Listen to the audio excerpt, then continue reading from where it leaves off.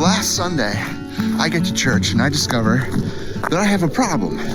It is Communion Sunday, and I'm not prepared.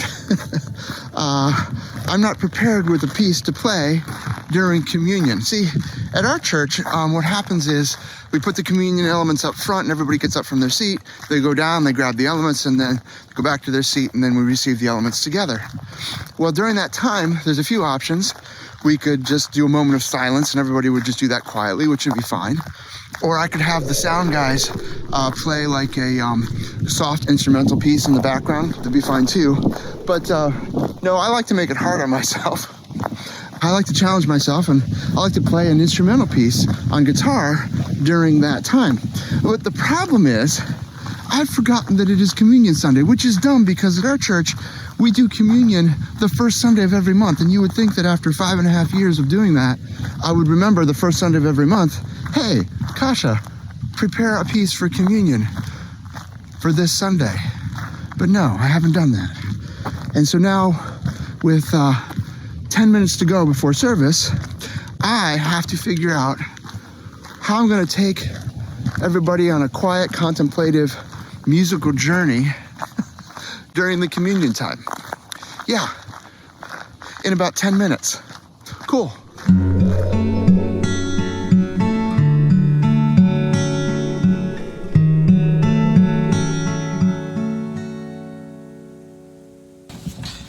Okay, so I think of this journey as a 4-step process.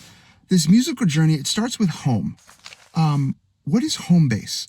What is the place we start that is familiar and comfortable and that everybody goes, okay, I feel safe here. I know where we are.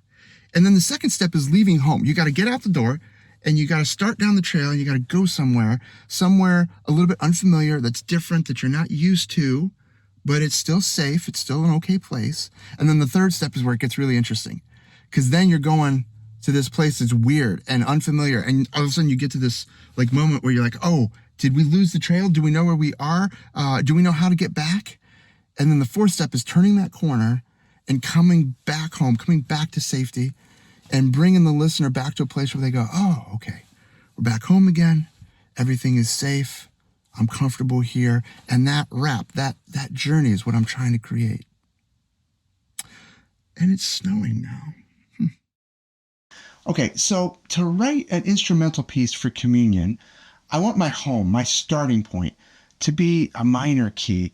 You know, I just want to give it that like quiet, contemplative, like a little bit uneasy kind of feeling, because this is communion, and we're thinking about, you know, considering Jesus' sacrifice on the cross for us. So I just want to respect that vibe. Okay, so to write a new piece in 10 minutes, I need to go with what I know. Well, I am really comfortable in the key of G, and this gives me a distinct advantage for picking a minor key. See, the chords in the key of G are G, A minor, B minor, C, D, E minor, and F sharp diminished.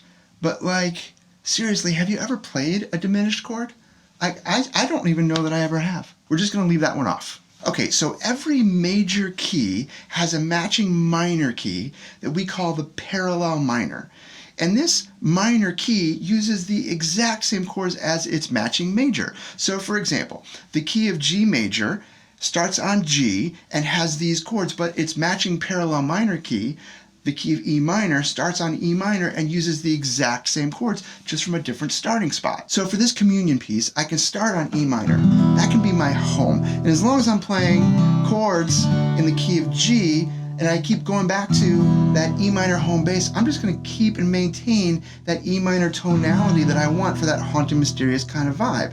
So clearly then, my first chord for this piece is going to be E minor. And so that's going to be regular old E minor chord, nothing special, nothing fancy, just establish that mood. Okay, now for all of these chords, I'm really just picking the middle 4 strings, the A, D, G, and B strings, because I don't want that high E string poking out. That high E string just kind of pokes out there and just kind of distracts the listener. So if I keep it all in that middle frequency, it sounds a little bit better. Except for when I hit the low E note at the beginning of the E minor chord. But you get the basic idea. All right. Okay, so for step 2 of this musical journey, we need to get going. We need to get out the door and go somewhere and take the listener somewhere. So I chose a C chord. The reason why I chose a C chord, a couple reasons. First off, it's got this B and this E note right here on the A and the D strings, and a C chord just moves that just like one little fret up to here, so my hand doesn't have to make big movements as I'm navigating this chord progression.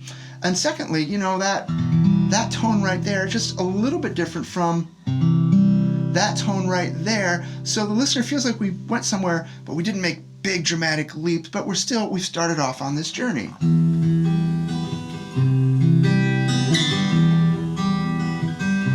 Okay, so you might have noticed there that I played a C major 7 instead of a regular C chord. And this is really easy. It's just a C chord, and you just take your first finger off. That makes it a C major 7, and I love that major 7 sound because it feels a little bit dissonant and clashing. It doesn't feel quite right, which it really goes with this minor tonality, this minor vibe that I've been building during this piece. Alright, if you're like me and you like this kind of thing, like learning how to get better at your guitar, I've got a whole website, midsongguitar.com. It's got free lessons, it's got a whole video course about how to get better at worship guitar, so go to midsongguitar.com, I'll put a link in the description, and let's get back into this. Okay, so now for the fun part 3 of this musical journey. We've got to get a little weird and a little bit scary and make the listener feel like we may have lost the path, we don't know where we're going, and we might not be able to get back, just to create that tension. So I chose this C sharp minor 7 flat 5.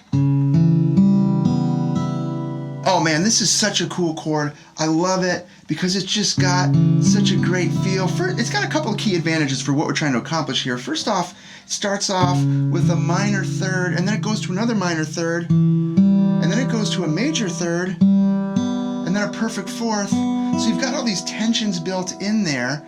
And then the other reason why I love it for our purposes today is that C sharp minor, it doesn't even belong in this E minor chord family. You don't even see it in here, which means we're borrowing it from another key, probably the key of E major. So now the listener's like, well, am I in E minor? Am I in E major? I don't even know where I am. That's okay, because we wanted to build that tension so we could begin to turn it around and start to bring the listener back home again. Okay, so the easiest way to do that and bring it back home, come back home the way we went out. So we were right there at our C sharp minor. We go down to our C major 7 again to maintain that mysterious tone, which lands us very easily back to our home of that E minor, keeping that whole thing going.